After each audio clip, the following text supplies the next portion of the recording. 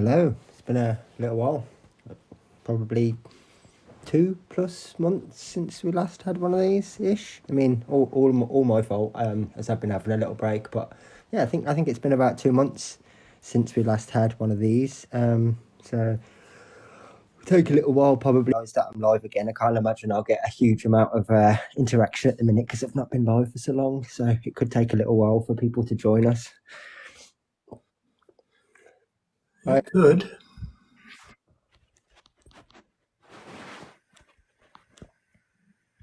Yeah, I don't imagine I'll get a load of great sort of pushing on the For You page at the minute because I haven't been live for ages and I've not been posting videos very regularly either.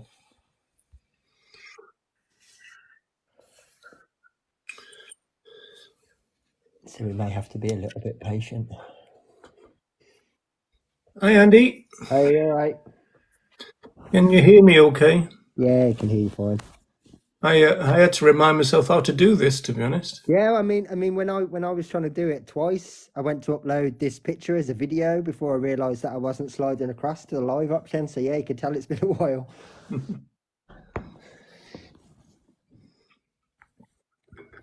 Yeah, you only need a couple of weeks out, and then you're. Yeah, absolutely. I've noticed it just from the couple of videos that I have posted in terms of like their viewing figures and stuff. It's definitely dropped, but I know from past experience that you just kind of have to be consistent with it. You have to post regularly. You have to go live regularly, and as soon as you kind of drop out of that, you won't get any pushes. Which is Okay, understandable. what's the latest then? If we're talking TikTok, right? What's the latest? What, one post a day, or some I, people? I, I honestly don't know anymore, but I think one post a day should be sufficient. I mean, obviously there are some people who don't very often post actual videos and just go live huge amounts, and obviously that's I think it's more to do with your use of the app. So the more time that you're spending on it and everything else, the more your channel is going to get pushed, I suppose. Because I know that when you are live, they kind of push some of your other content on the For You page and things like that whilst you're live. But as soon as you stop going live, obviously all of that help stops. Yeah, yeah. Some people used to say go 3 times a day, didn't they? But Yeah. yeah. Is that Ronnie? Yeah, Ronnie's joined us. Hi, you It all right? is. Hiya. Hey, Hi. Ronald. How you doing, mate? Not too bad. My voice isn't that great, so how long I can talk for, I don't know. We'll have to That's all right. see. That's all Yeah, right. We won't go Well, on you'll have too to let long somebody anyway. else talk for a change, Ronnie. I will, mate. Yeah, I'll let you talk. How about that? I've got a weird thing at the top of my screen. I've got not your mum. Then there's a heart and a plus sign on it, and then next to that I've got two kind of easy chairs. Oh, see, mine's got my name and then the heart thing, which I don't actually know what that means. And then I've got two little banners underneath that just keep changing: Live Fest Countdown or an Add Live Goal. I don't know what either of those mean. Well, I'm just looking across, so I've got two chairs, and then it says 3 people. It was about 7 before; it's now down to 3. Then I've got the X for getting out of here. Oh, that must be how many people are in the room then, if the numbers adjusted. Yeah, I got the chairs, and there's 5 people now. Why haven't I not got a chair? I've just got like a little silhouette of a person. You've got a hammock. So what happens if we push the chair? Should we try it? Yeah, try it. I don't actually know what that means. I can't see a chair, so Oh, send a rose to get shown. Send a rose to get a gifter badge and the #1 seat of top viewers. right. Is it one of those like fake perks that TikTok offers? So if you send Yeah, some gifts, you'll get I think that's displayed as the exactly number. what it It's like is. the milk monitor back in school, isn't it? It's like, oh yeah, we'll do this for you. It's really good. Yeah. I think you've got it sussed out. Yeah. Yeah. Okay, makes sense. A little bit more, guilt trip for people to give away their hard-earned money to some creator. Okay. So Ronnie, COVID, you tend to forget that it's still around, don't you? You kind of do, yeah. I mean, it's not. So, I don't think it's so severe now, but it's very infectious. I mean, we got it. We went to a friend's 50th birthday gathering, and almost everyone that went there has now got COVID or they're Oh recovering no. from COVID. So it was Oh wow. one of those.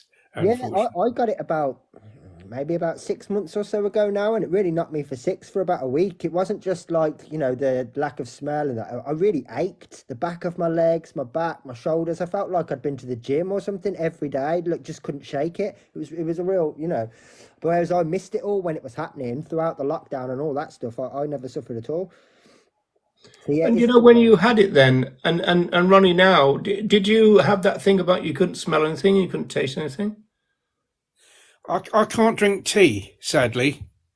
That's the thing that it's. I mean, we had it. I think we had it right at the very beginning in 2020 when it first kind of started What do you mean you merging. can't drink tea? What do you mean? It tastes like dishwater. Tastes Oh, horrible. Oh no. So So, what are you drinking instead? orange dishwater, it juice. tastes like tea. Yeah, dishwater. Yeah, it tastes great. Dishwater tastes marvelous when you got COVID. Um, no, orange juice really with a bit of hot water in it. Oh, I okay, can't fair enough. But can't yeah, I know drink. when I got it, I really did suffer. I mean, I'm only fairly young, and I did remember thinking that whole week it was like just getting out of bed to go and take the dog for a walk and stuff was a real effort. And I thought, if I already had sort of joint problems and all this stuff, I can see why it would have been so serious because you're literally immobile. Yeah, I've had sort of pains in my legs. I've had aching legs. The main thing I've got now is I've got a bit of a cough, and I'm just tired, just fatigue really. Yeah. I'll do a bit and then I want to go to sleep. It's a bit like that really at the moment. Yeah, my mum used to call it toothpaste in your legs. No, not toothpaste, toothache in your legs. Yeah. Yeah. Yeah. Now, have a listen to this. Guess what I had for my main dinner today? I had a plate of sprouts. So I think I'll have my windows open tonight Yeah. when I'm in bed. Yeah. What? I'm What? glad I Just don't. just a plate of sprouts, nothing else. Yeah, I'm I'm a bit of a devil for doing that. I'll kind of have, like yesterday I had a plate of potatoes. Fair And enough. so I don't know whether it's laziness or what, but I often do that. Just So Well, I tomorrow, mean, I suppose it can't really be too much laziness because you're still going through cooking them and everything else. So, it's not like you're just pulling something out of the microwave. So, I don't know, maybe that's just what you fancy. Maybe you're going for your five a well, day, but you're it kind of doing is. it a I think few I'll have days a a week. cup of gravy tomorrow. But the point Yeah, is, I I was was going to gonna say you're I was gonna ask only having a roast dinner by the day. on the grounds of this kind of ridiculous meal in bunny rabbit ears. I was gonna ask what is the most ridiculous kind of Christmas dinner that you've ever had as a vegan? So the very first year that I went to my mum and dad's, this was, so we were going back, I think it would be 10 years this year. I would have had my first Christmas dinner. This was a nut roast from, I think it was from Aldi. And obviously my mum had never cooked it before. And she put it in fairly early. And by the time that she pulled my nut roast out, the same time as everyone else's food, it was cremated, but Yeah, like like a brick. rock Yeah. hard. Like, yeah, like you needed a chainsaw to get into it. Yeah. So if I remember rightly, I just had 3 bowls of fruit salad that year for Christmas dinner, which I was actually quite happy with. If that was an option at the beginning, 3 bowls of fruit salad, I'd have probably took that. But the actual Hmm. meal was a disaster. Yeah, I never got to eat any of it. I'm not a big fan of nut roast anyway, but that one was just inedible. It depends. Sometimes nut roast can be really succulent and brilliant. Yeah. And then other times it can be really dry. But then again, that's exactly what non-vegans say about Well, yeah, I mean, turkey that's the flesh, key don't they? point about turkey, isn't it? How many people actually really enjoy it? The vast majority of people always moan that it's dry, but it's almost like, oh, we've got to eat it because it's tradition. Yeah, I lost count of the number of non-vegans who whinge on about turkey flesh. I mean, they don't really like it, and yet, like you say, because of tradition is so strong, Yeah, they feel as though they've got to. yeah, absolutely. Well, I mean, you see that sometimes with lots of things. I mean, I think although it's not really a vegan sort of thing. Look at the champagne toast at weddings. How many people take their sip and they go, and it's like, well, don't drink it then if you don't like it, but you have to because it's tradition. Like people sometimes are very weak-willed in that sense. Well, it's I mean, this is a vegan point, really. The fact that cultural speciesism, culture is weighs down on people very heavily.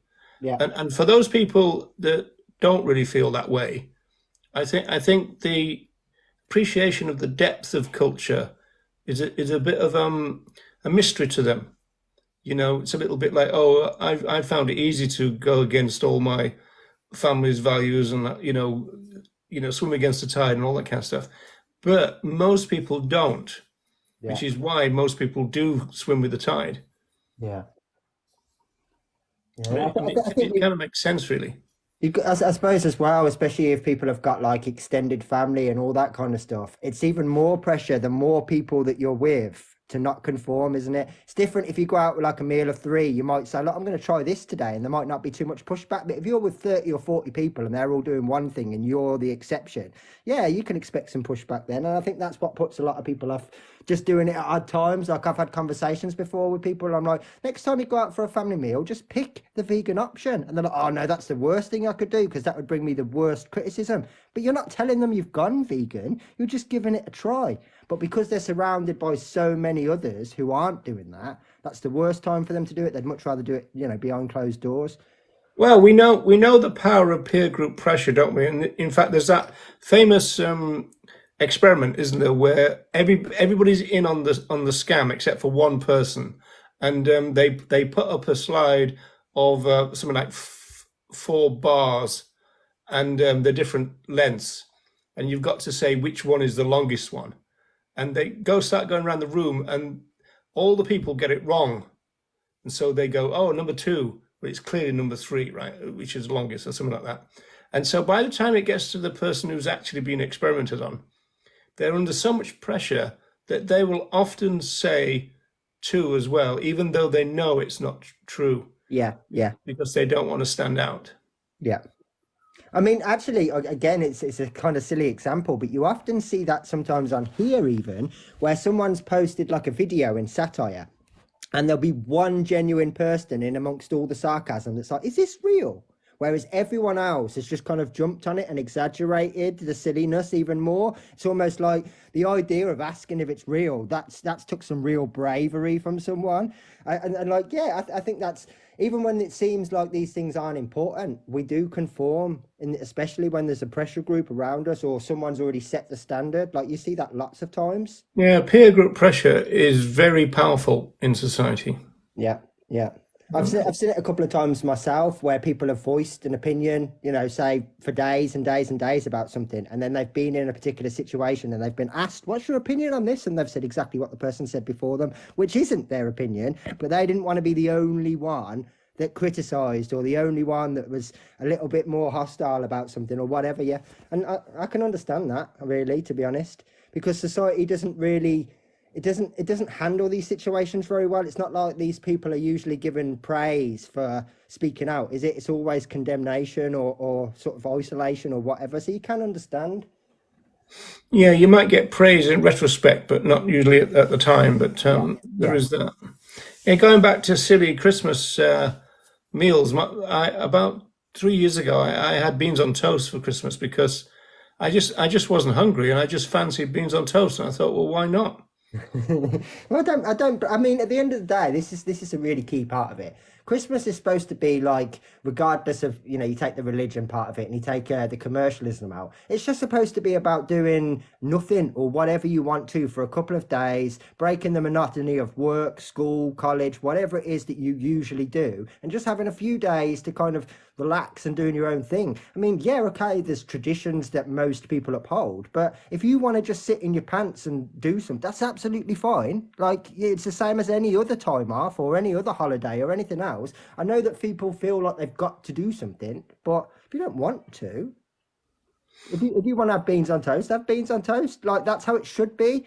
I mean, literally, that's how it should be. I mean, if I had a little discussion before and said, what do we fancy for Christmas this year? And someone said beans on toast, why can't that be an option? Indeed. Well, I mean, it was only an option that day because I didn't know what I wanted. I mean, I had stuff in. It wasn't that I didn't have anything. Yeah. It's just that I was just thinking, I'm not hungry. I'm not going to force myself to eat a big meal. Yeah, no, I mean, I've never been a huge fan of Christmas, and I used to notice all these things even long before I was vegan. That you'd see like family rushing around trying to buy this and buy this, and I mean, my mum and dad used to be terrible for it. They go and buy specific types of alcohol just in case some neighbour popped in. And they'd never come, but just in case they did, they'd make sure they had like all this stuff. And then after Christmas, it's so much waste. Loads of it goes in the bin, or they're trying to give stuff away because they've not used it. And you just think all of this is so unnecessary. And most of it comes down from peer pressure. It really does. Yeah, well, I think I might have said this before, but I know in sociology we used to say how Christmas is kind of capitalism's dream, really, when you think about all the different units, the family units in every town and every city, in every village and all that. And they've all got the oven on, and they've all got every light in the house on. They've all got every appliance known, on. And the amount of power they're using on an individual level, but then collectively, it is absolutely huge. Yeah, You know, yeah. whereas if we were to do it communally, and everybody met down, the village hall, as it were, and there was a communal kind of almost like a potluck type thing, it would be a lot less. Yeah, absolutely. I mean, we still have that. They aren't anywhere near as sort of big event wise as what they used to do, but we still have the big Christmas light turning on thing in Redditch, and like nobody goes anymore. It used to be once upon a time it would be like the whole town would turn out for those lights, and now it's a very very small percentage because most people You just get a have their minor own stuff. celebrity. So who's your minor celebrities in Uh, Redditch? the one year we had a Posh and Beck's impersonator. We obviously didn't get the real one, so our celebrities were actually impersonations. Yeah. Was it the same person that impersonated each one, or was it two? I also remember the one year we had Heart FM. That I mean, they obviously like it's bottom of the barrel, but yeah, Heart FM were the celebrities one year. And it's like it's a radio station; they're not celebrities, but it was all like advertised. But like, yeah, those all of those things now, because there are people maybe even in your own cul-de-sac that have spent all this money on Christmas lights. You're better off going and looking at theirs. It's probably a better display, and I think that's what a lot of people do now. They just compete in their own little street rather than going to a big organised event. Now, a technical question for you, Andy. Is there any way that I can only see one comment and nothing else? Is that because of the layout, or I don't know. I can change the layout. See, I can see a couple of different comments. all I Haven't can been see many, is but yeah, I can see Ava more than be one. vegan? Let me try and change. See, I can see an A. Yeah, and I can see. So they're replying to someone. I can see the Ava comments before that. And then there was one from Gemma asking to join, but I couldn't invite her because I don't think she's got enough followers, or they've got enough followers. And I don't think there has been any more. But I can change the layout still. Yeah, you used to have it where this If I can vegan remember show how. thing was like the backdrop, wasn't it? Yeah. Trying to remember how you do anything on here. Yeah, yeah. Hit that one. No, wrong one. Well, that's different, but the same. Yeah. That's a bit different, but See, again, in terms of the yeah. I can't. This. Hang on. Let me do that one. Layout couldn't be changed while you expand yourself as a guest. What on earth does that mean? expand yourself as a guest. Yeah. Yeah, I don't even know what that sentence is supposed to mean. I'm assuming that's a poor translation. Stop expanding. Yeah. Stop No, it expanding won't let me immediately. change. I just keep getting that same message. Layout couldn't be changed while you expand yourself or a guest. It's or a guest, not as a guest. But that I still don't understand what that means. I don't want to Expandable. be expanded. I'm big enough. I don't think I can change it. I think I've broken it. Oh, okay. No, man. Unless there's someone requesting to join.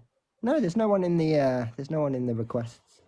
It's weird, really, because I've got this Ava be vegan, but then there's a line underneath that keeps changing. That's And just people coming and going, I think. yeah, but the Ava comment doesn't move. It just sticks where it is. It may just be because there's not many people in here. Like I said, I didn't think that there would be a lot of viewers today because I'm not going to get pushed anywhere. No. Oh well. Okay. Next trivia quiz. 'Cause I just wrote this down because I was thinking this would be interesting. They were talking on a podcast today about all the different names and nicknames they've had, and I was wondering about Andy. Is that the full Anthony? I suppose is it? Well, Andy, no, it's sort of for Andrew. Andrew. Yeah, Andrew. Okay. And so you get called Andy. Who calls you Andrew? Parents or No grandparents? one, no one really anymore. So Andrew used to be when I was in trouble at school.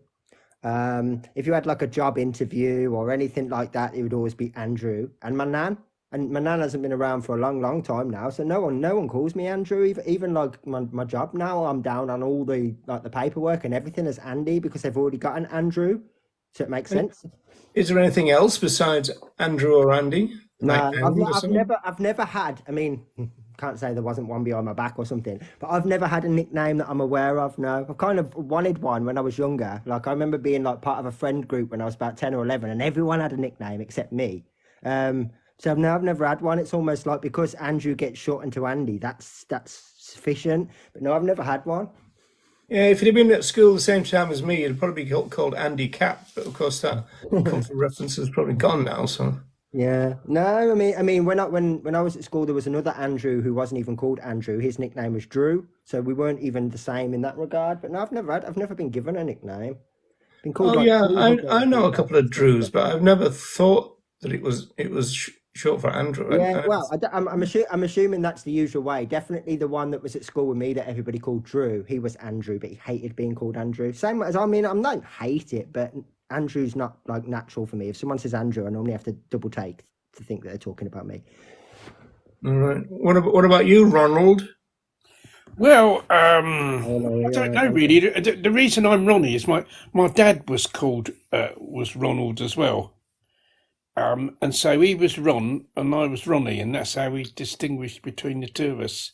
So that's why I've always been Ronnie rather than Ron. But no, I can't really think of any nicknames I've had, to be quite honest. Yeah, I Um, remember in your book, whenever your dad was talked about, it was Ron. he was Ron, my dad, yeah. Yeah. Ron and I was Ronnie, yeah. Yeah, because he insisted I'd be named after him, you see. Okay. Because Ego, but it was traditional for the son to be named after the father. Yeah, I So mean, he we've got claimed. that tradition. It just follows ours is the Yeah. middle name, but same thing. yeah, I think it's fairly rare for the son to be called the same as the father for their first name, but quite common for the middle name. Yeah, I mean, I think ours goes back about 6 generations, where my middle name is George, which is my dad's name. My dad's is Edward, which was his name. His was Brian, which was his great granddad. So, like, I think it goes back 6 generations. The same as my eldest son has got my name, Andrew, is his middle name. So, You got a middle name, Ronnie? Yes, Anthony. All right. Anthony, which is because apparently while she was expecting me, my mum, who was Catholic at the time, prayed to St Anthony for some reason. I don't know why. Well, I don't think it worked, did it? Well, it depends So, what Saint Anthony is supposed to well, do, I suppose. yeah. So she wanted my mum actually wanted to call me Anthony, but my dad insisted. Oh no, he has to be named after me. So that's why it was Ronald Anthony. That's why. Um, I don't have a middle name myself, and I of can't course remember. Is Anthony the patron saint of stuff that's lost? I'm not really sure. Might be. I mean, why I she? used to, it's sad. I used to know all these. Once upon a time, when I used to go to this thing called Boys Brigade, which was just a cool way of calling it Sunday school. We used to have this was like the stuff that we it's get not that tested on. cool. Yeah, but that's how they missold it to us. It was basically like Sunday school, church school, but they knew that that weren't a very cool title, so they called it Boys Brigade. Which obviously, yeah, we're going to start learning about like fire and camping. None of that happened. None of that ever happened. It's all just an illusion to get you to go and sit in a church room for about 2 hours on a Sunday. But I've got a feeling, I could be wrong, but I've got a feeling that Saint Anthony was the patron saint of lost stuff or lost items or whatever. Yeah, Hmm. so don't know why she prayed to him, but she did, and so that's why she. Prison sentences, Ronnie. Yeah, I think so. Yeah, that's right. And I've got a third name actually. Oh, wow. Dennis, with one N, Dennis, Ronald Anthony Dennis, but I don't really use the Dennis very much. You know, And that I've never known a Dennis with one N until Yeah. I met Dennis from Sentient Rights Yeah, Island. it's got a set same. I'd never, because I was interested to know whether it was still pronounced Dennis the first time I saw it, because I'd only ever seen it with two N's. Yeah, there's a funny story about my name, Dennis, with the one N. That once I had course to write a letter to a newspaper, but I didn't want to use my real name. You see, so I thought, what should I do? I thought, what I'll do is I'll use my middle two names. Well, that's still your real name. Yeah, but not my actual. I didn't want to use like my real name. So I thought, what should I use instead of my real name? And I thought, well, I'll use my middle two names as my name, you see. So I signed this letter, wrote this letter to the newspaper, and I signed it Anthony Dennis, like Dennis as a surname, you see, with the one N. Mr. Dennis. And I got a letter back from the newspaper, and I must have written the D a bit funny on the Dennis. Because I got a letter back. You know what's coming, don't you? I got a letter back from the newspaper, dear Mr. Penis. Yeah. There's a double joke there. You know what's coming. Yeah. Yeah, that's it. Yeah, so I thought, oh no, they probably thought I was a right prick. There we are. Yeah, it's dear Mr. Penis. I thought I won't do that anymore. Yeah, well, anybody no, I think Dennis will probably be very careful about how they write their first letter, wouldn't they? I think that Dennis with the one N, I think it must be maybe an Irish spelling, because that was after my uncle Dennis. I think my mum's eldest brother. I think that's where that Dennis came from with the one N. Is that an Irish spelling, or is it just? Well, it's named. I think it might be because the other Dennis with one N. He's Irish, and that Dennis. Yeah, I asked Dennis, Sentient Rights Island Dennis, and I forgot what he said about. But I got a feeling he said it wasn't particularly an Irish thing. Oh, right, okay. Maybe not. I could be wrong about that. But it's a bit like you get the surname Davis, don't you? It can be IS or it can be IES, can't it? And that's true. And I suppose you've got like names like Amy that can be spelt in a number of different ways, and they're still Amy, aren't they? So yeah. Well, somebody in the chat saying pretty sure it's Irish. So well, maybe it is then. Yeah. Yeah, I think it might well be. Yeah. So I don't really use it. I don't really use it now, though, to be quite honest. No, it just reminded me of, I can remember, I'm going back a long time, but it's still just something that sort of sticks in my mind. Ages and ages ago, when they used to have, in Argos, when you used to go in and there'd be like a pen and you'd have to fill out your little thing. I can remember on one of the boards, I must have been about 14 or 15, that they had a sign under one of the things that said pen is broken, but pen and ears were too close together. So it literally read penis broken. Yeah. It's just like one of those things I've never forgot. No, you still got those little pens and that. Yeah, they changed them to pencils. Yeah, the little pen, or is it a little pencil now? I think they changed them to pencil. Yeah, to save money or something. Pencil. They did that with the bookies as well. They changed them all to pencils. All right, so they can sharpen them up afterwards. Yeah, I think so, Laura. I mean, this is definitely one of those things that I missed. I'm just slowly easing my way back into things again. I'm not back on Facebook at the moment, and probably won't be for a little while. I think that's the one out of all social media. I think that's the one that does me the most damage in terms of what I see, and in terms of like I can't help responding to certain things, and it's probably better off that I just leave them. Yeah, I find Instagram the worst in terms of all that. I've only really been spending more time on Instagram in the last couple of weeks for the first time in a long time. So I haven't really got a huge Instagram presence. So mine isn't too bad, but I can imagine it would be similar because it's the same organization running it at the end of the day, isn't it? Well, I you get still a haven't lot of joined graphic that stuff on Threads thing. Instagram. Is that any good? I still haven't even looked at that Threads. No, No, I tried to join it and I couldn't work out how to do it. Funny enough, Oh, I okay. know 'Cause Benny sometimes Malone's on it'll it. He pop up. reckons. But yeah, I've never even looked at it, so I'm not sure. Hey, Kev, you all right? Hey, Kev. Well, they're talking about you having to pay to be on X now. Really? Hmm. Do you know what I mean, it's totally irrelevant, but I keep seeing, and it's a bit for annoying, where every time they mention this, they'll go X, formerly Twitter. How long are you going to do this before you get the idea? Are you going to keep writing formerly Twitter for the rest of your life, or are you just Well, it going happened to to? Prince, didn't it? Yeah, I suppose. I don't mean, I still don't know why they changed the name anyway, but I never used Twitter much. Now then, now then. That's a very northern phrase there, Kev. Now then, now then.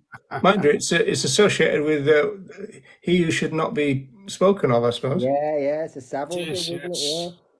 Hmm. Yeah, I don't really use anything much other than Facebook, and I don't use Facebook that much either, to be quite honest. I just post stuff on it and then come off. I do try not to comment on anything.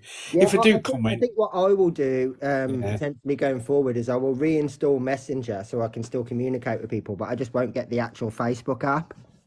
yeah, you can do that now, can't you? Just have Messenger. Hmm. Yeah. Yeah, going back to now then, now then. It's quite an interesting phrase, isn't it? Now then, as though that means something. Now then. It's weird, isn't it?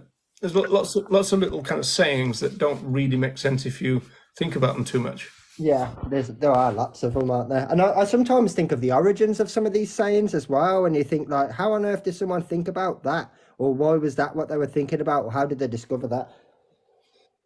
Yeah, often, well, there's obviously kind of, Latin roots and French roots and stuff often to phrases and that, but There's lots of these sayings, especially the older ones, that are all really speciesist as well, like terribly so, and unnecessarily sometimes.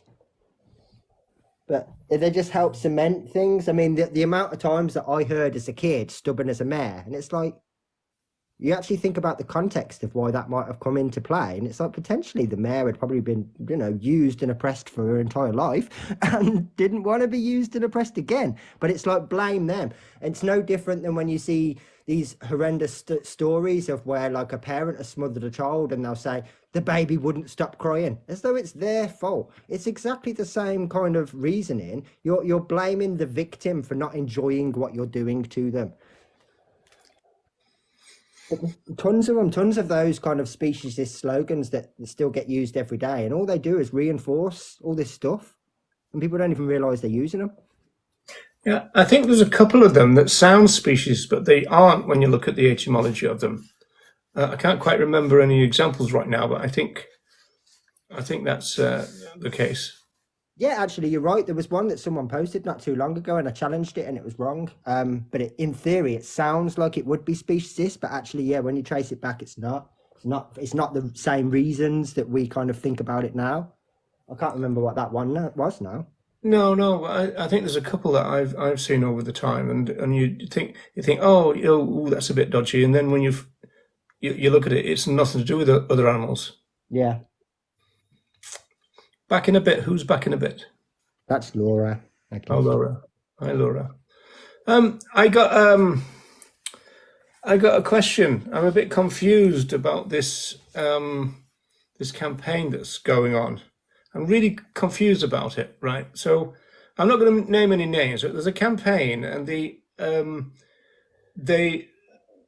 cameras are put into a chicken farm, end of lay. So I think it might have been a free range chicken farm. So at the end of the time for them, which is often 12 to 18 months, maybe 2 years. I don't know whether they still use false molting, but that was a way to extend their laying season. But I mean, the hens are still relatively young. So then it's time to be taken to the house of slaughter, right? And so there are these, as it were, professional chicken catchers that are employed to catch them and put them into the transporter things and bung them on a lorry, right? And they've got to work pretty quick, which is pretty standard in that industry. And so when they put the camera in this particular farm, they found lots of rights violations, as you would if you put a camera in just about any farm.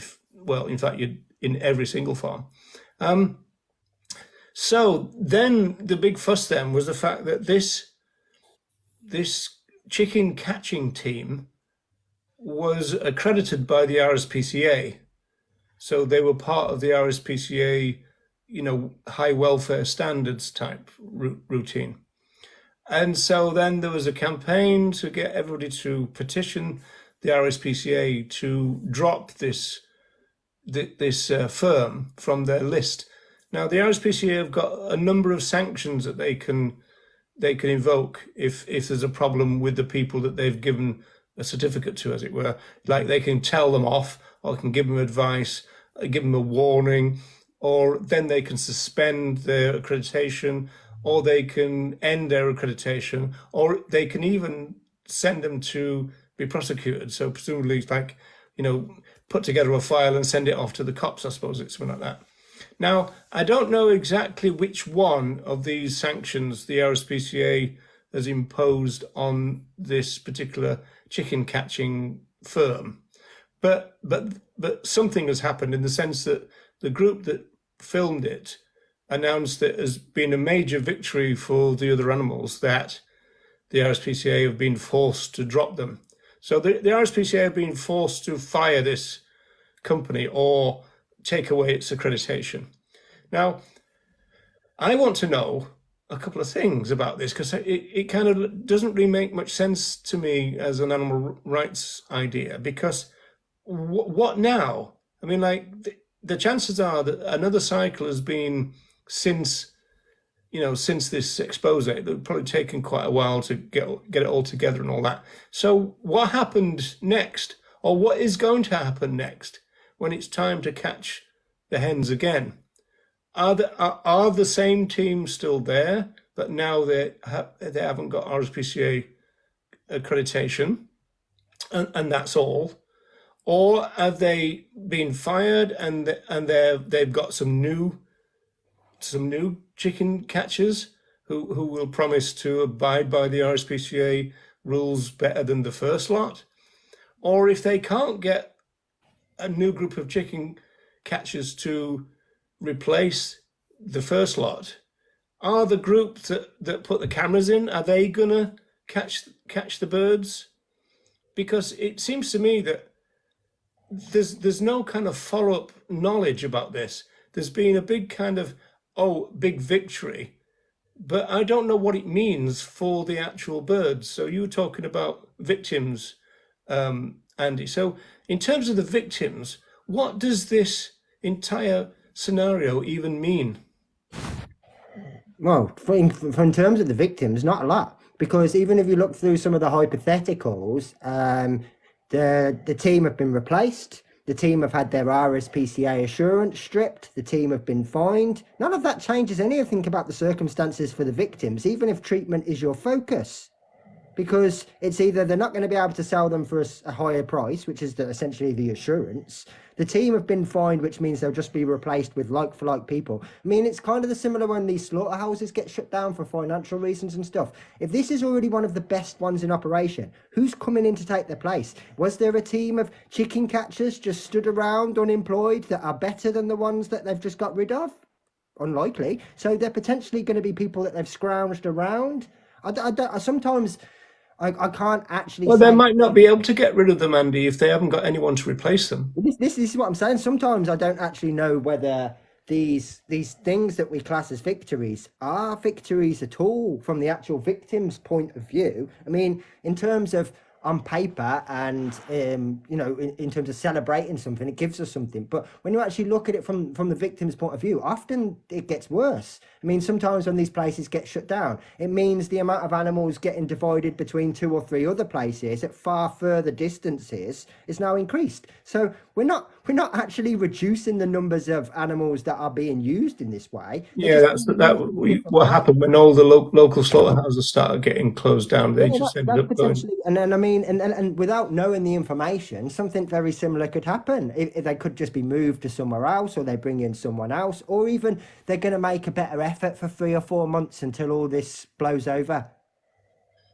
Yeah, and then of course you've got the terrible thing about if the RSPCA decide to suspend their accreditation and then do an inquiry, and then a couple of individuals get fired, they get replaced, and then they say, okay, what happened again? Usual stuff, one bad apple, all that kind of stuff, and then the RSPCA give them the accreditation back. What the public are going to take from that? Oh, everything's fine now, right? Yeah, absolutely. And the other sort of thing that you can get from this, and I don't mean this in a disrespectful way to the group that have put the cameras and stuff in there, but every time that something like this happens and you use expose footage or undercover footage that's been gained, and there might be a slap on the wrist or a couple of changes legislative wise, but nothing else changes. The next time you want to try and put a camera in there, it's going to be real hard. The only thing really that's going to change from a lot of this stuff is the level of effort that they put in to conceal what they're doing, because that's the only thing that ever seems to change in these situations. They just make a lot more effort and spend a lot more money to keep what they're doing a secret. It's not like someone's looking at this situation and saying, this has got to stop. These standards are terrible. The RSPCA are supposed to be there to adhere these standards and make sure that they're held to, and they don't do that, so let's scrap the whole system. As you say, people will just expect the RSPCA to go in there and clean the place up. That's the level of expectation. No one's expecting any different than that. The victims are irrelevant. The only people really that are getting any criticism here is that team. And they'll just get replaced or paid off or fined or whatever. And they will just be replaced with other people, because nothing about the mentality has changed. The same number of chickens are still in demand. So someone's got to do it. Or maybe other people who put the cameras in. Ronnie, are you up to speed with this story? Well, maybe not totally up to the very, very latest news, but you see, my general view is that, for as long as people consume, animal products, for as long as people consume the products produced by these hens, in other words, the eggs, then this situation is going to go on. It's going to continue whether one team is replaced by another or whether they use a different slaughterhouse, because I would imagine that the team they used would be connected to a particular slaughterhouse, and they come from the slaughterhouse to kind of gather up the chickens, don't they, the hens, and then take them off to the slaughterhouse. But however that changes, the situation remains the same, that these birds are going to be taken off to slaughter after having lived a tiny fraction of what would be their natural lifespan. Yeah, and there might not be any connection with the slaughterhouse thing, though, because I mean, if the problem was the catching, then the slaughterhouse, I mean, that's kind of like the next step, isn't it?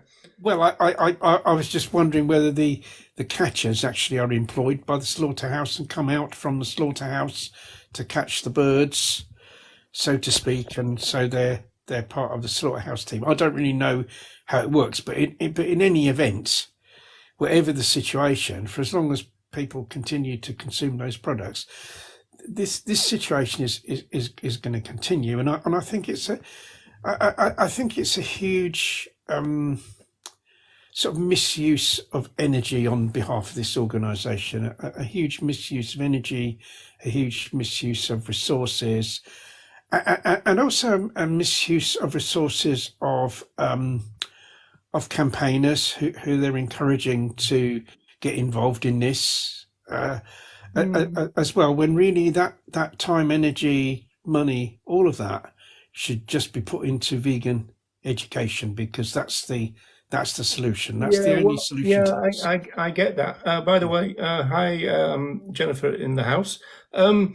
But it's interesting because I mean, Andy, you've kind of shown that there's another aspect to this, which is the fact that vegans seem to be very confused about what the RSPCA is. You sent me a comment. It's from a while ago, but I've seen lots of other comments very similar, kind of like complaining Yeah, that yeah, the yeah. And RSPCA are in not a fact, vegan.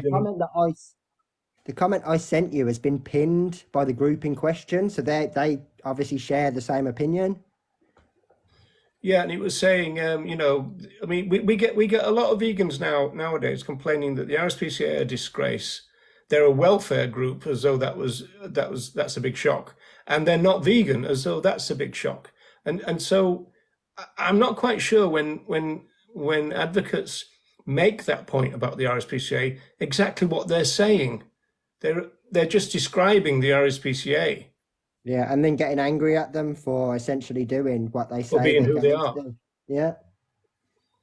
Mm. Yeah, I mean, you do get a lot of people that seem to say, the RSPCA, they're not vegan at all, as though that's a big shock, as though like they purport to be, and it's some big, expose of them. Like they're not a vegan organization. They don't claim to be. They do welfare, and they tell you quite clearly, repeatedly, what they do.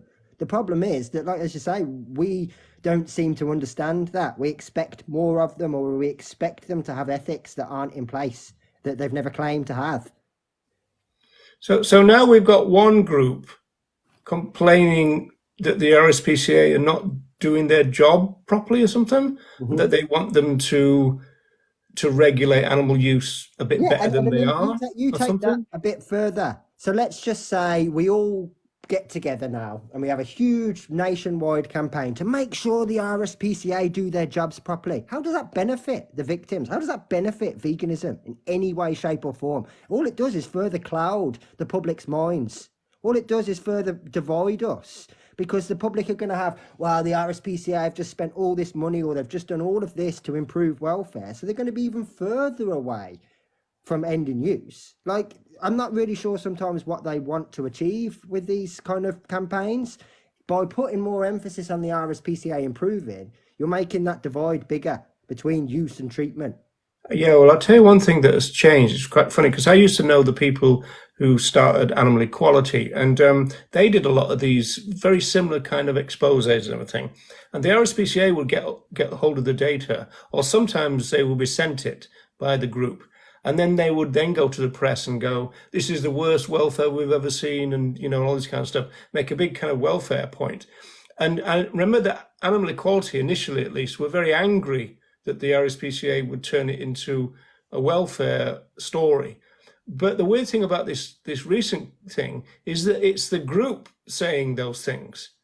Yeah. That this is the worst treatment we've seen. This kind of thing. What they're not saying is, well, if we went to the one round the corner, it'd just be the same, Yeah. which would be the animal rights thing to say, wouldn't it? Yeah. So I think the reason, or a very big reason this is done is financial, because you see, if you've got a campaign that's just saying, well, our campaign is about educating people to go vegan. That that's what our campaign is, and that's what we're going to do, and that's what we're going to encourage other people to do. Right? Okay.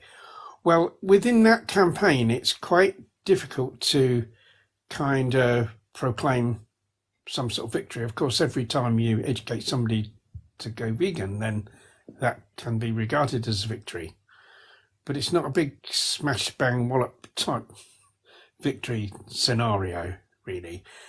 And so if you have a campaign like this, where you've got this kind of very, very limited aim, where you're just wanting the RSPCA to drop a particular company, or you're wanting a supermarket no longer to stock products produced by a particular company, because I think that was the same organisation. I think that was one of their campaigns, whether it's related to this particular establishment or I'm not sure, but they wanted a particular supermarket to no longer stock eggs from a particular place because of the conditions that the hens were being kept in.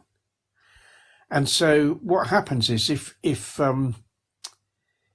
if they succeed in that, in other words, if the RSPCA decide to drop a particular company, or a supermarket decides to no longer stock perhaps eggs from a particular company, then that organisation can proclaim that as a victory, and that's a means of attracting funds, because they look, we won this with your help. Well, this one was called a huge victory for the animals. Yeah. But you see, it's not a huge victory for the animals. In fact, it's really not a victory for the animals at all, because not one single life of an animal is going to be spared as a result of that. And in reality, nothing's going to really be changed in terms of the conditions, because all that will happen is those hens, or the next lot of hens, will be caught by a different lot of catchers, and they're likely to be exactly the same as the previous lot, because that's the way the system operates. Well, say that wasn't the case, and that for a period of time they were caught more gently. I mean, would that make it worthwhile doing it? No, not in terms of the overall, because the what amounts to the the overwhelming violation in these cases is the fact that those animals are being used at all. First of all, the fact that they're being exploited, they're being oppressed, they're being sent off to slaughter at a fraction of their natural lifespan. That is the overwhelming violation that's going on. And that wouldn't change. That would remain exactly the same. And so all that time and energy and money that's going into trying to, create these possible very minor improvements would be far better off put into educating people to become vegan. Yeah, but you've identified the problem. They wouldn't get funding if they did that. No, they wouldn't, or at least they think that they wouldn't. And I think that's a huge motivation for having these kind of quick win welfareist campaigns. And they're not the only organisation that does this. A lot of the national organisations do this, and they've got there's a weird mix going on, where on one hand these organisations will promote veganism, and they'll have literature promoting veganism, videos promoting veganism, all sorts of stuff promoting veganism, but they'll also engage in these short-term welfareist campaigns as well. And I think that's very much to do with fundraising. Yeah, but say for example, I wonder how it works then, because I think what you're saying is probably very likely to be true. So it basically means that there's a lot of people who are subscribed to these businesses, but then when they do declare a victory, 4 times a year, maybe that's when they kind of either send a separate donation or something as a well done or something. Maybe that's the way it kind of works, because there'd still just be subscribers, whatever, wouldn't it? Yeah, I think that's very often the case. I think that these people will be subscribers, and they'll send an extra donation, or they might just see something on social media or the internet or somewhere that this victory has been won, and they think, isn't that brilliant? Because I think there's a difficulty, I think, within what you might call the animal advocacy movement in general.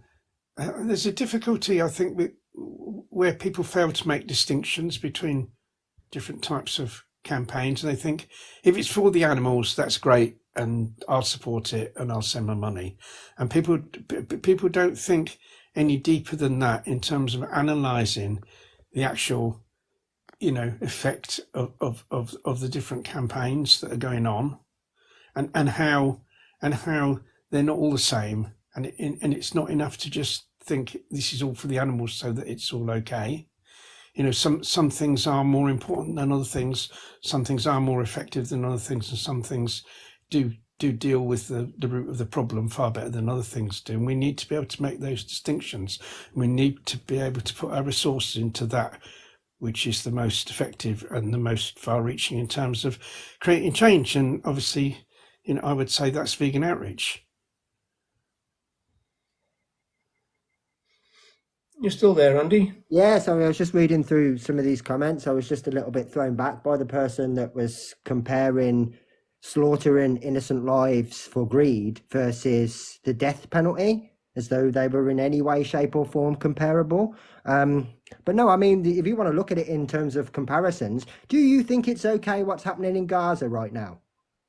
Because you must do. Because as far as they're concerned, that's necessary. Blowing up women and children is necessary from the people that are doing it. And as far as you're concerned, killing pigs, chickens, sheep, whatever, that's necessary. So that's a comparable. You using the death penalty, someone that's been through the justice system and being found guilty, is not the same as an innocent life that's been raised and then killed. They're not comparable in any way, shape, or form. It's actually concerning that a grown adult would actually make that comparison. Well, you do have the thing about the number of miscarriages of justice, of course. That kind of Yes, I mean, complicates that a little bit. I personally am not a fan of the death penalty for exactly that reason. I don't trust the justice system well enough to know that they could ever be 100%, whether that's innocent or guilty. So no, that's why I think that it's a problem, and I'm quite happy that we don't have it in this country. But it's not a comparison that I could use to an innocent life that's been raised and then murdered. No, they're not the same. That prison doesn't exist to be used by us. They've chosen to do whatever they've done to get themselves in that situation. For the most part, obviously, I understand that some people are innocent.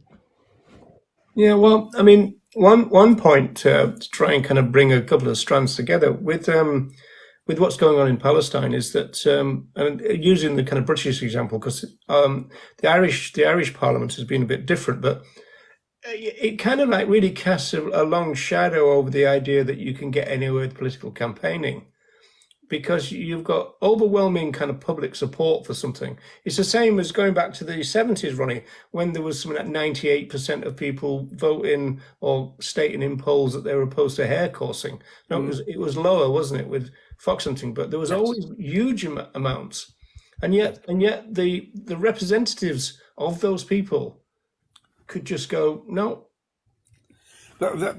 Yes, I mean that's absolutely true. And then, the number of huge protests there been in London. I remember there was one against the Britain's involvement in the Iraq War, where there were, it's estimated as many as 2 million people took part in that protest. But it made no difference whatsoever, because you've got a government they're wedded to a certain ideology, their minds are already made up, and it doesn't. That was a Labour government, wasn't it? I mean, look at Starmer. Starmer. It's Labour government, yeah. Well, it was the Labour government in mind. In name, yes, but a right wing government still, nevertheless, under Tony Blair, and Starmer is Tony Blair too, isn't he? He's He's Tory light, isn't he? You might say.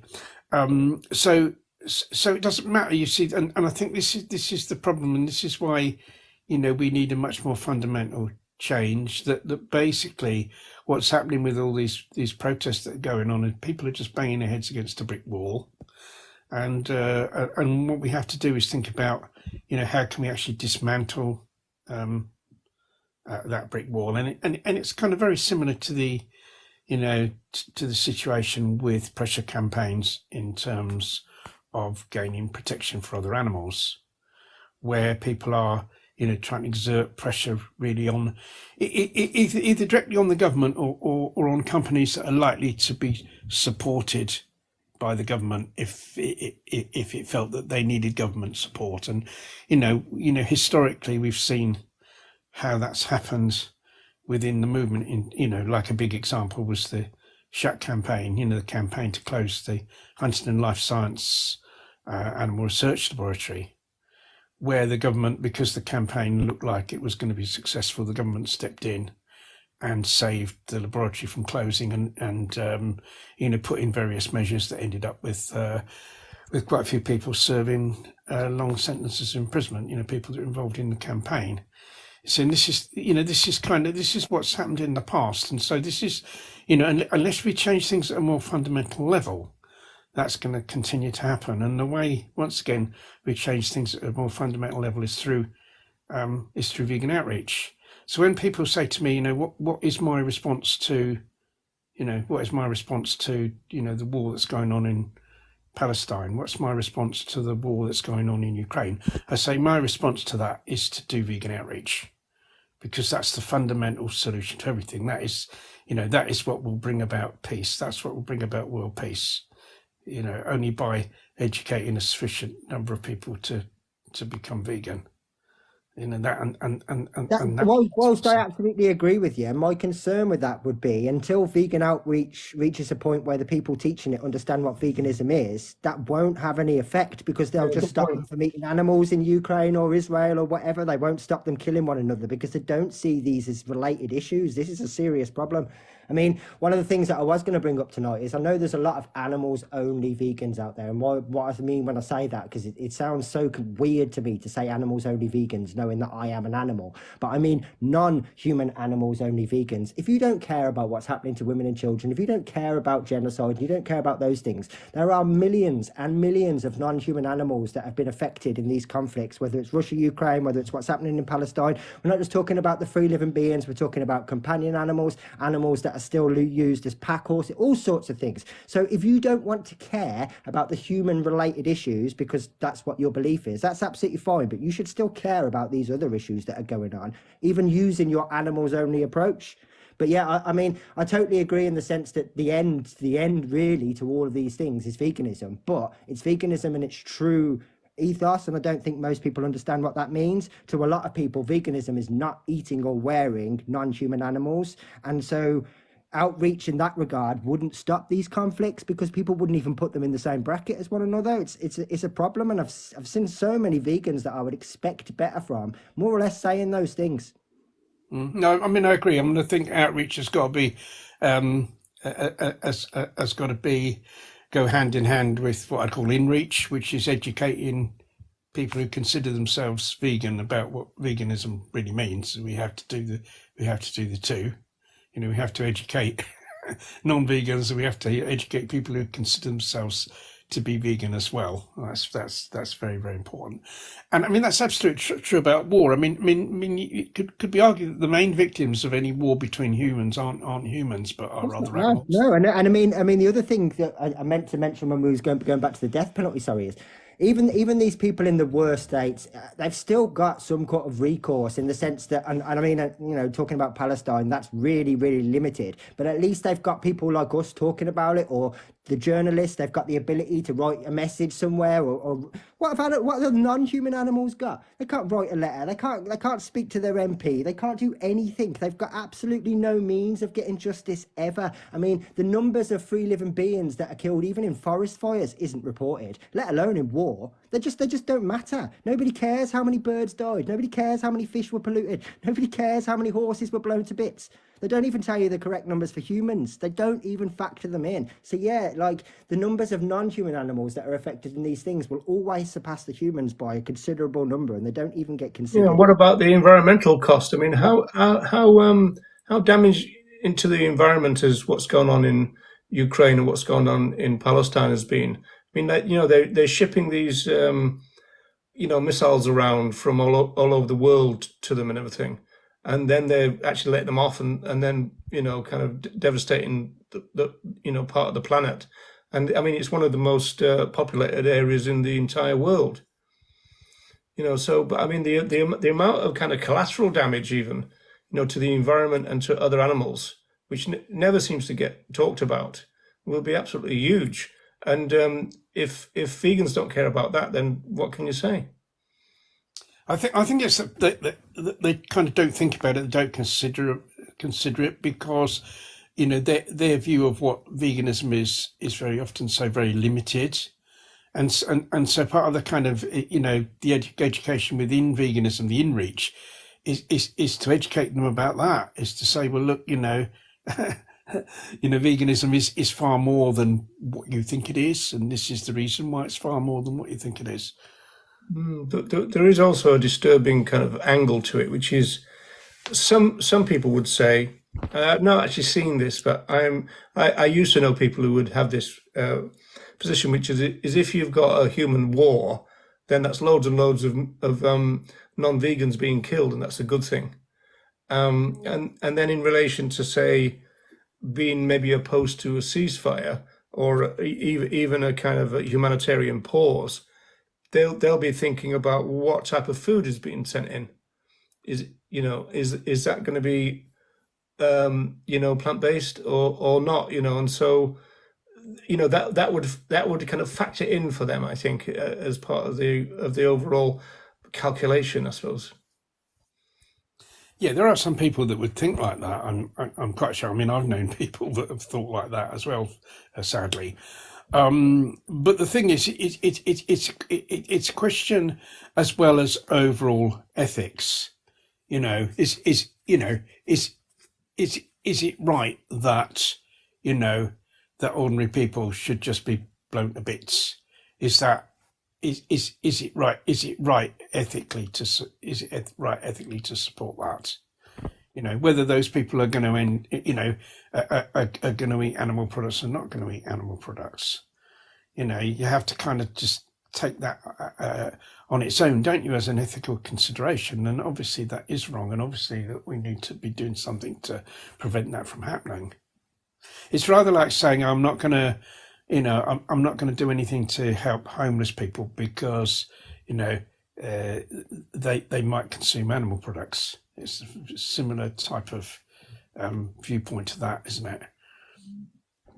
Yeah, well, I used to know the argument about assisting the people with food security issues, the starving, in developing countries, etc. One of the oppositions to that politically was the fact that once these people are not fighting just for food, they're going to want the share of the oil and all the kind of stuff that the people in the first world want for themselves. So that would be another kind of weird kind of thing where you kind of say, well, what would be the ramification of helping these people? I mean, some people actually think that way. Then, just sorry to nip this in the bud. Then, Jessica, let's look at this really simply, because it's a really boring argument that you keep repeating over and over again. So let's just say we've got 5% of the world that are vegan. You're telling me that vegans are responsible because farmers who are providing food for 95% then, that this is all on us? How? Do the simple maths. If we only make up 5% of the world, then all these farmers that are killing all these animals for food are not doing it for vegans, are they? Because they make up a tiny little minority. They're doing it for you. And they're actually doing it so that they can feed other animals so that you can consume them. Because the bulk of this food isn't being eaten by humans. No, humans are actually going out so that they can feed it to other animals because you want to eat them. So if there's any acknowledgement for responsibility here, it should be you. And you're not taking any. So why do you want us to keep justifying what we're doing when you can't acknowledge the tiniest little thing? And you've repeated it over and over again. So what is this? Is this a crop death thing? Yeah, I crop can't death see. argument, because farmers say that they kill everything on their land, or everyone on their land, and obviously we must eat something. So therefore, yeah. Well, then you got the sad that this is what you'd think if you're not interested in the subject and you want to continue oppressing and exploiting others. Why be here? But if you're going to just try and fudge the numbers ridiculously, because this is the sort of thing that you get taught in first school maths. I mean, 5% and 95%. These are pretty easy numbers that you can work out. It's not difficult stuff. So we must know that there's a problem here. If 95% of the world are eating the same things, but they're eating this as well, it can't be a vegan problem, can it? Just by maths alone. We don't have to think about politics or ethics or anything else. Just by pure maths alone, that doesn't work. Because otherwise, if nobody was vegan, all these farmers apparently would be out of business. In that case, let's stop being vegan. Then that's the quickest way to stop this, apparently, is if the vegans stop eating avocados, all the avocado farms around the planet will go out of business, apparently, even though they won't. Will they? Because 95% of their market isn't vegans. So is this about the fact that any type of farmed land involves the killing of other animals? Is this basically what's being said here? Because I've not really followed the comments. I can't even see them. What we have to remember is, of course, if it takes far less land to feed a vegan than it does to feed somebody who consumes animal products, because the humans feeding themselves with animal products is a hugely inefficient way of food production. We'd need far in a world where everyone consumed a diet that was suitable for vegans, then we'd need far less land to feed us. So far less land would be given over to agriculture. So any killing of other animals associated with that. It's a huge percent as well, isn't it, Ronnie? I mean, It's you know, a some people say 75%, don't they? It's a massive. It's a, you know, we'd need massively less land to feed ourselves if we all consumed a diet suitable for vegans, or a plant-based diet, or whatever people might want to refer Yeah, to. and that's why one of the first vegan businesses was called Direct Foods, to make that point, wasn't it? That's right, because direct foods produce protein that was directly came from plants. It didn't involve passing the plant through an animal first to produce the protein, because a huge amount of land that's given over to crops is used to grow crops to feed farmed animals. I think 70 to 80%, I think it is, of soya production is to feed farmed animals. It isn't to feed humans. It isn't to go into soya milk for vegans. No, I don't like giving them credit, but about 2 or 3 years ago, I'll try and find it. There was a really good picture, sort of infographic thing that Peter released, which I think if I remember the claim rightly, just 5 chickens consume more soy per week than any human is physically capable of doing. Chickens. I'm not talking about cows here. We're talking about chickens. So 5 of them consume more soy per week than a human can. So how could this ever be reflected? Think of how many chickens there are, just chickens. Think about what KFC are doing every single day all across the world, just one store. Well, if we look at and this is really frightening, if you look at the number of birds in the world, and this is a calculation that's been done on weight, right? The amount of birds in the world, that 70% of birds in the world are birds that are reared and kept by humans for human consumption or for egg production. If I remember rightly, 70%. the mammal one's worse than that, isn't it? The mammal one's worse. But 30%, only 30% of birds are like free living birds. Yeah. That live in the wild. 70% are birds that are exploited by humans for our food. And I mean, that's a really interesting concept to think about, isn't it? Because if you live in the middle of London, the chances of you seeing pigs or sheep or cows, for example, go on your drive to work, very slim anyway. But everybody sees birds of any variety. So when you take that percentage in, it doesn't matter whereabouts you live in the world, just in your back garden or when you leave the house, you see birds flying around constantly. Or if you don't see them, you definitely hear them. And to think that that's the only percentage, it's absolutely mind-boggling. And mammals, you mentioned mammals. I mean, that is even more horrendous. In that 60% of mammals in the world are farmed mammals, and mammals that are farmed by humans. 60%, 36% are humans, and only 4% are free living mammals. Only 4%. I think it might even be worse than that now, Ronnie. Yeah, It quite likely is worse. I think all these things are getting worse. Yeah. Sorry, we've got a guest. I didn't see it. They'd requested. Yeah, we're probably only going to go for about another 15 minutes or something like that. But but that's the situation. This is the horrendous, situation that we've created through animal farming, and all totally unnecessary, because we can all live perfectly well without consuming animal products. And so we're morally obliged to not consume animal products. If you have a choice between a diet that involves the sort of mass slaughter of other animals and also horrendous harm to the environment as well, you've got a choice between that or a diet that doesn't involve those things, then you're morally obliged to choose the diet that doesn't involve those things, because we have a choice as human beings. We're morally obliged to make them what you might call the most humane choice, aren't we? To make the most ethical choice. Yeah. Well, you That's, mean, and you can still with it remain. Sorry, you can still remain within sort of say bird consumption, even with that, and show a perfect example when it comes to eggs. People will happily pay that little bit extra for that reassurance that they didn't, couldn't, they weren't squashed in a cage. Even though that pretty much is their life anyway, they happily pay that extra money because ethically it makes them feel a bit more comfortable. So they want to do the right thing in their own mind. It's just, yeah, you're going against years and years and years and years of conditioning to do something else. Well, I think this recent case that we discussed before, that was a free range farm. But I mean, essentially, rather than having a whole bunch of small cages, the farm itself is just a massive cage.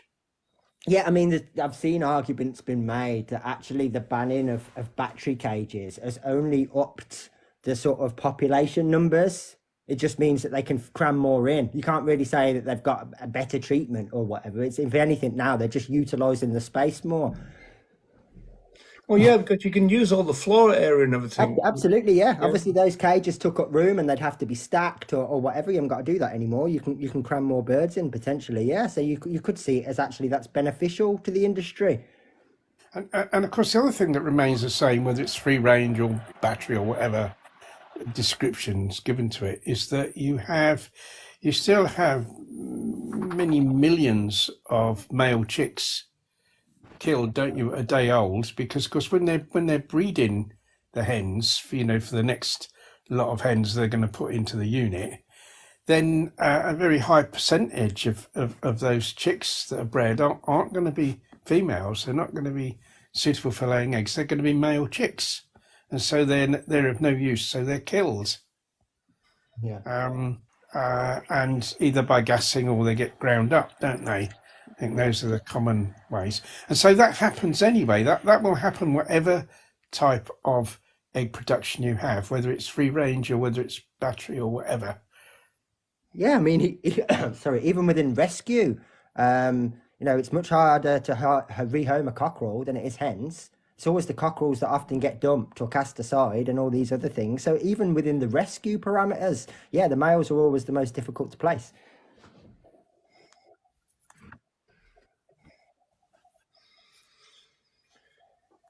So, disciple guy, who's disciple guy, Andy? Just a guest that requested, they've put a few comments in, so I thought I'd let them up so they can ask whatever they want or. Yeah, I was just gonna wait till you guys calm down, but thanks for having me. I was just gonna say, the would it be fair to say there's no long-term vegan plan in place if the country did go vegan? In regards to what do you mean? Because Like obviously, are logistically, you talking about like hypothetically the world went vegan like overnight, or are we talking about like well, slow, gradual? let's just not even go on a global scale because there's parts of the world where it would be very difficult to have a vegan. But let's just narrow it down to Great Britain. Yeah, there's a plan, Uh, and the plan is based on the idea of supply and demand, and also another element to it will be subsidies.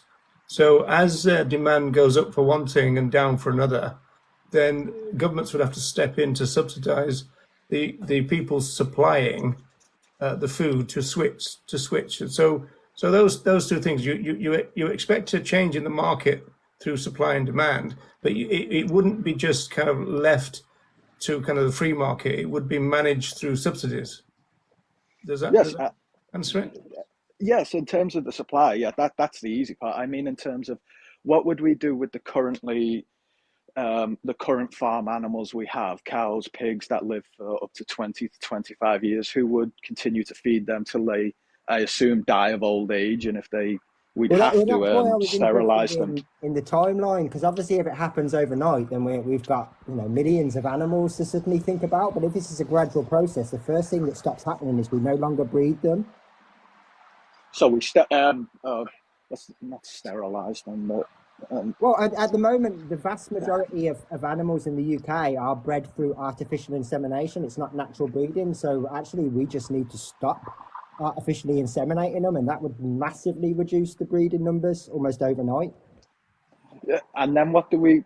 Because of course we couldn't have wild cows or wild pigs roaming the countryside of Britain. Well, it depends on where you're talking about. There are some so-called breeds that would be viable to live as free living beings, but there wouldn't be the massive amount. I mean, like Andy's right that if we're talking about a sudden switch to veganism, that would create some major logistical problems because of the numbers. But if you're talking about supply and demand, and so there's a gradual decrease in the number being bred, then it means that by the time you get to the vegan part of it, the problem is much smaller by then. Oh yeah, so it would take realistically probably 30 to 50 years if there was a massive effort to go vegan. Well, I mean, I think from a vegan point of view, we want to bring it around as quick as we can. If you've then got a what do we do with the population who are now here problem, then you've got things like subsidizing farms to become sanctuaries, also expanding existing sanctuaries, and then actually paying people to keep other animals alive until they die of old age, as it were. So again, that would have to be financed through subsidies. But in a vegan world, a vegan population would be willing to pay that to farmers. Yeah, you Okay, also got so to consider that all of these animals at the moment I know they're not reared to 20 years old. It's like a fraction of their lifespan, but there's all that money that manages to feed them at the moment, which wouldn't be used anymore. So there would be a responsibility too. Obviously, we'd have a massive mind shift of people and they would probably feel a little bit guilty. So I would expect a lot of these farmers would say, look, they can stay here until the end of their days. It's the least I can do. so it would require a massive ethical mindset change of the public. Oh yeah, we need a large cultural change. Yeah, you're right. That's what I was aiming at as well. Yeah, I think the mentality is the most important thing. I think none of the other changes or whatever that we could talk about would remain. I mean, I've had this discussion before where it's talked about what about if we could vote in hypothetically a vegan government tomorrow? Well, the problem is unless the mindset of the population changed, those changes would only last for as long as that government was in power. There'd be no stay in power. So yeah, the mindset has to shift too. Yeah, I mean, we always say that cultural speciesism is the problem, and it is. And I've always said that if we can't do anything about cultural speciesism in any kind of fundamental sense, then we really are stuck with just being animal welfareists because that's the only thing left to us.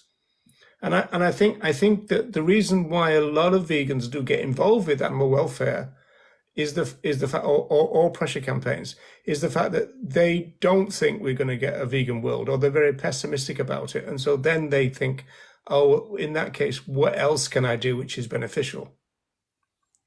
The thing is, though, about that is that even if someone doesn't believe you can get a vegan world, for everyone that they educate to become vegan, certainly here in the UK, that equates to the withdrawal of demand for well over 100 animals to be slaughtered every year, doesn't it? Mm. So therefore, even if I was thinking, well, look, I want to devote my time and energy to a form of action that will spare the maximum number of animals, from slaughter, then for me, the simple answer to that is vegan outreach. Even Yeah, if I didn't and believe it was going to do any more than that. yeah, another aspect to that, Ronnie, is the fact that whenever people have said that point to me, I've said, well, do you believe there are ethical vegans out there, as in society, waiting to be, I don't like the word converted, but waiting to be found, if you like? They always say yes to that. And so I said, well, in that case, what's more important than going to find them? Well, yes, and yeah, absolutely, and those people, as vegans themselves, because the vast majority of these people that would choose to become involved in pressure campaigns or choose to become involved in welfarist campaigns, those people are actually vegan, regard themselves as vegan. So they do consider there's something important about being personally vegan. They do consider that has an effect. Otherwise, why are they personally vegan themselves? if you see what I mean. So Yeah, therefore, but they want to welcome non-vegans, don't they? And that's one of the problems they have with veganism. well, as part of those what might be called kind of limited campaigns in terms of what they're aiming for, yeah, I mean the involvement they'd accept non-vegans to be part of those campaigns because those campaigns aren't for veganism. You know, those campaigns are for things, you know, lesser than veganism, aren't they? Yeah, but I think it's a bit more than that, Ronnie. I think part of the argument is that the very prominence of veganism in the movement now is a hindrance to recruitment for the people who want a big influx of non-vegans. So they want they want a big influx of non-vegans into these single issue campaigns, presumably, or into Yeah, that's right. Yeah. wouldn't they? But that doesn't affect the argument that in terms of sparing the maximum number of animals, the best thing anyone can do is vegan outreach. No, I think their argument there is, yeah, but the more we bang on about veganism to these people who are not vegan, the less likely they are to join and therefore to become campaigners. And for some people, as we know, being an animal rights campaigner or an animal advocate is more important than being a vegan. I mean, that argument exists, right? Well, I think that is after that person has already made a decision to go down a particular road, that they've said, well, I'm not going to do vegan outreach. I'm going to engage in pressure campaigning. I'm going to engage in some sort of campaign that promotes welfareism. You know, that person will have already made that decision. What I'm saying No, I'm just saying what their priority is. If you said to them, which is more important, create activists or create vegans, they'd say create activists. But you'd see, I would then ask them why do they think that, and I put to them what I've just been talking about, which is the number of animals that are spared or potentially spared if someone's educated to become vegan, and that's. Oh yeah, I think they'd agree with that part of it, and they would say, look, we expect a large number of these people who come in as non-vegans to go vegan. It's just that the worry they have is that with this kind of word being banded around and all that too much, it prevents people coming in the first place, and then they don't even have a chance to be educated to become vegan. Well, it's preventing people coming into those particular pressure campaigns and those particular welfareist campaigns that those people are engaged in. But I think my question to them would be, is that really, is engaging in those campaigns in the first place really the best way of using your time, energy and money as well in terms of sparing? It's a good way of creating vegans, Ronnie. Well, I think that you see that it's true that that pressure campaigns have created vegans. I mean, for instance, Camp Beagle, there's people gone to Camp Beagle and they become vegan. But you see, you're only there talking about people that are prepared to be campaigners. You know, people want to be campaigners. They're concerned about a particular issue regarding the exploitation of other animals. I mean, in that case, it's animal experiments. Yeah, but you're answering your own question there. What they'd say is if you take the weight of being a vegan off them, more people will become campaigners. Yes, but that's first of all,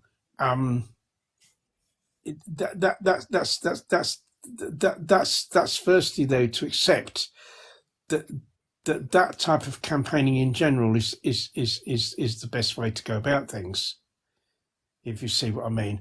Well, and they've already got that position. That's a they've given. already got they've already got but you see, but I would actually challenge the given position.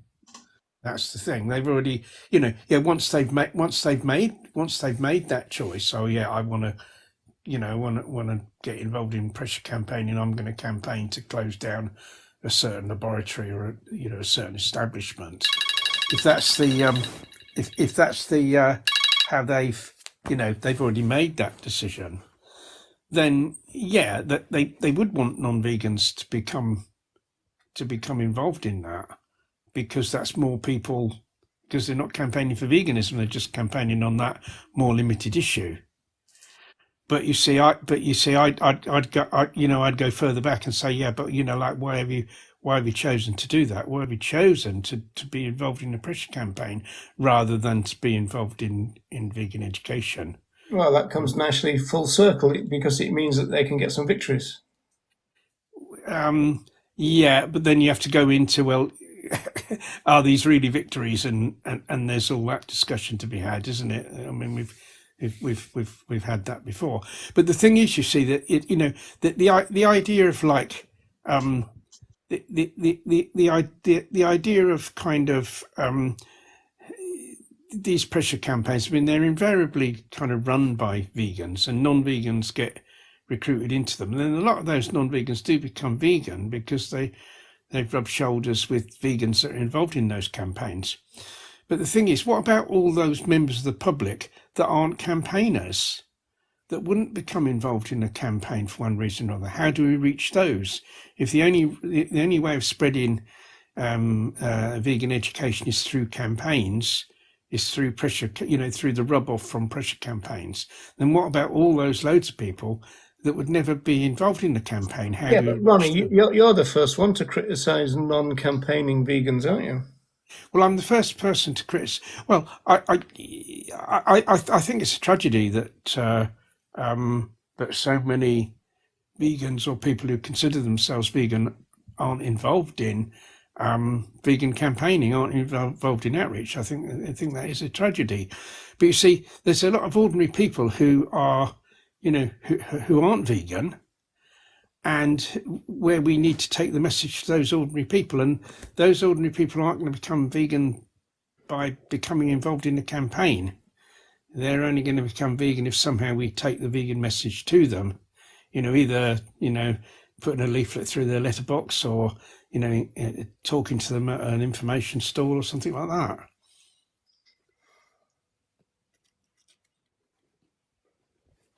Yeah, I mean, one of the things that I've been thinking quite a lot about the last few weeks is because, I mean, I sort of share Ronnie's views in the sense that, it's frustrating when you see people go vegan and then there's kind of nothing that happens afterwards. But I think even some of those people, they do activism in their own way. The amount of people that just sit in like lives like this and comment and reply, or on Instagram and stuff, and you might not know that they exist, but they are still sort of like spreading the message in their own little way. And I think a lot of it is they're put off by doing the street stuff because they don't want the confrontation, and so they seek safety, and that is on the internet. It is, coming on a live like this and chatting away, or replying to someone, or replying on a thread or whatever, because if it gets too, they just turn the phone off. You can't really do that in public. Every time that I ever speak to someone who's sort of like very active on the internet but doesn't want to do anything in public, it's always that reason, that they don't want the confrontation, they don't want to be heckled in real life, they don't want someone to potentially have a fight with them. And I can sort of understand it. I mean, I know those things are really few and far between, but also we vegans have a real habit of those exchanges when they are dramatic or controversial, or even worse, aggressive. We make a big thing about them, and so the other vegans that are looking at this, the newcomers, are thinking, I don't want to get involved in that. And like, so it swings and roundabouts. I've seen, big names do it time and time again, where they exaggerate how bad an exchange was just for clicks. But that puts off new people from doing activism because they think it's aggressive and fights all the time when it's not. But you can understand why they think that. Yeah, I mean, my experience of doing information stalls is really kind of, I can't remember the last time anyone was aggressive. I really can't. It might be the way that people do it that kind of. Exactly that. But you scroll through YouTube, right? Pick 10 big name vegan activists and look at how many videos they've got. Meat eater has to go at me. Look at what happened. You won't believe what happened next. Look at this man lose their temper. And when you actually watch the videos, they're real tame for the most part. But if you're just scrolling through stuff as a newcomer, who are the most likely people to scroll through those kind of things, trying to learn, it's going to put you off wanting to do street activism. And I've thought that loads of times. Oh, don't you think people are sophisticated enough to see through that, though, Andy? Not. I don't think at the very start, no, because a lot of them sort of hero worship these people, and so if they think that it's too fiery for such and such, it's definitely going to be too fiery for them. Especially if such and such has been vegan for X amount of times and they've got a YouTube channel and they do this day in day out. Yeah, they'll think they're not qualified. I've had these conversations with people. It's very sad, but I can see more and more why they sort of adopt that mentality. See, the thing that concerns me about online stuff is to what extent are we kind of really reaching non-vegans online, or are we just talking among ourselves? That's something that's kind of something that concerns me. I know there are certain ways that you can definitely like reach non-vegans. I mean, like, one thing our local group's done, we did it more in lockdown really, was advertising on social media where you definitely do reach non-vegans through that. But just ordinary posts and stuff like that, I'm just wondering to what extent we actually get out of the vegan bubble with that. Whereas if TikTok used to be a way, wasn't it? Yeah, and I still think, it still is in lots of ways. Maybe not so much the lives now are nowhere near as big and popular as what they once were. But certainly, I mean, I still get random people that find my videos on the accounts and all that sort of stuff. And a lot of the time when I scroll through some of my older videos, there are threads that have been going on now for weeks and weeks and weeks between various people. And a lot of the time it's not even necessarily the maybe the troll that they're replying to that's getting anything from that. It's from someone else. I think the one thing that the internet has an advantage of is that once that conversation is finished, it still exists. Whereas you can have the most brilliant conversation in the world in the middle of the street, but the moment that you pack up, no one else knows that conversation happened unless you videoed it. So I suppose at least the internet, there's always that written record of that, even if it's a year later, 6 months later, someone can still read that exchange in its entirety and see how it went and everything else. I think that's really the one plus that it offers. But yeah, sometimes you are stuck in those bubbles where you are just literally vegans preaching to other vegans, and that's the only people that are seeing your stuff.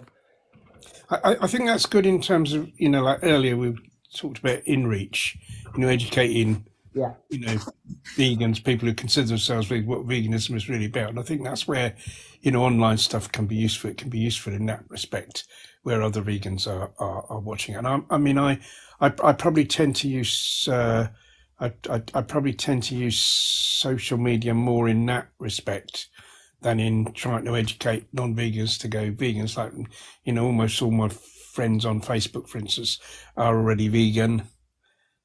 So I'm not in touch with many non-vegans online. So I tend to kind of, look at that for InReach, and then Outreach. I'm looking more to the door drop-in and the information stalls and stuff like that in the outside world. Yeah. But that's another thing that I find that people are much lower likely to get involved in is the leafleting or the airdropping, again, because there's none of that confrontation for the most part that they're worried about. And it does seem to be something that a lot of people think about when you mention like sort of street activism or doing anything like that. A lot of them say, well, don't you get a lot of abuse? And it's like, no. Most people don't say any of the things. I mean, take veganism aside, most people don't say any of the things in real life that they say on the internet. So no, but I can understand why a lot of people are worried about that. Yeah. Because the content that they see shared day in, day out makes them think that the general public are going to come up to them and destroy their stuff, push their banners over, argue with them. And we're talking about really small examples, but those are the ones that get highlighted. Those are the ones that gets the views. So that's what the impression is. Yeah, I think that's true. And I think the reason why those things get emphasised is because they want views. Yeah, and I mean, it happens with everything, doesn't it? It's the same with anything. Like look at even the BBC now use clickbait headlines. It's just what everybody does for attention. You're competing in an enormous market, I suppose, aren't you? If you want people to click on your particular video, your particular link, or whatever, you're competing against millions of others. So yeah. But that's what I genuinely think that does have a big effect. That yes, while some of these big name activists do inspire people to go vegan and stuff, sometimes they're kind of perpetuating of this idea that it's always conflict in the street does put people off actually doing any street activism too. Or it means that they dilute what they're going to say if they do participate in any.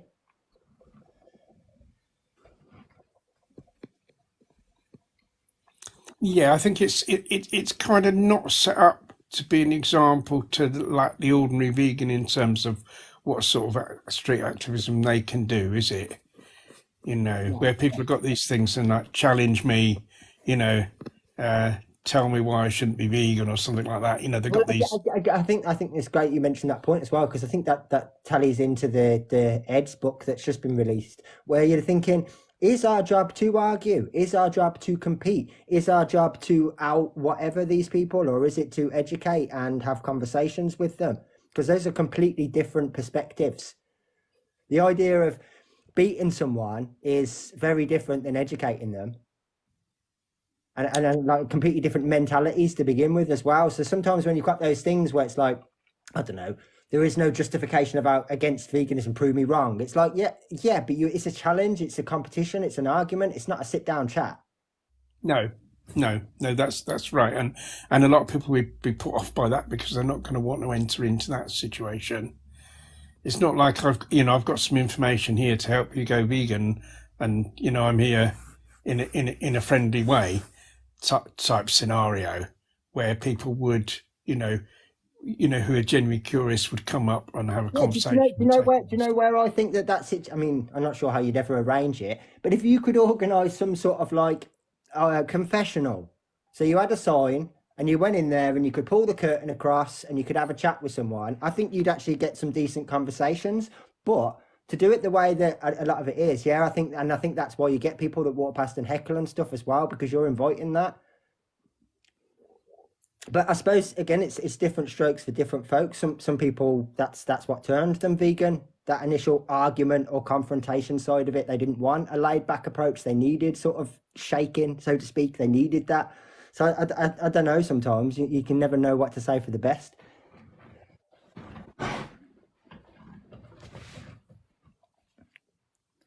Oh, we was just talking. Yeah, Mel and Steve just joined. Hi guys. I don't know how long you guys want to go for. I'm all right, but it's totally on you. Oh, we've lost. I'll probably have to make a move pretty soon myself. Yeah, that's fine. I don't know whether is Roger still around. No, Roger's dropped off. I hadn't actually noticed. He's gone. Yeah. I think I'll say good night as well, Andy, and hopefully I don't know whether you're planning another one. Yeah. I'm gonna keep up these Saturday nights, so we'll be back next week at 8:00. Even if it's the only thing that I continue doing at the moment, I just think they're pretty laid back. They're not taking any effort really. And no, not at all. No, it's just a decent opportunity for others to just come and have a chat as well. So yeah, I will continue to do these if you're around. Yes, definitely. Smashing. All right, mate. Well, look, enjoy the rest of your weekend, and we'll speak soon. In fact, I'll get Roger to pass my number on to you, and we'll have to arrange to go for a cup of tea and a cake when you've got your sense of taste back. Yeah, that'd be good. Yeah. All right, mate. Take care then. Cheers. Bye then. See you later. Bye. And thank you, everyone. Cheers for joining us. I don't know if Roger's back in here, but either way, thanks for jumping on, and we'll be back next week at 8:00. Thank you.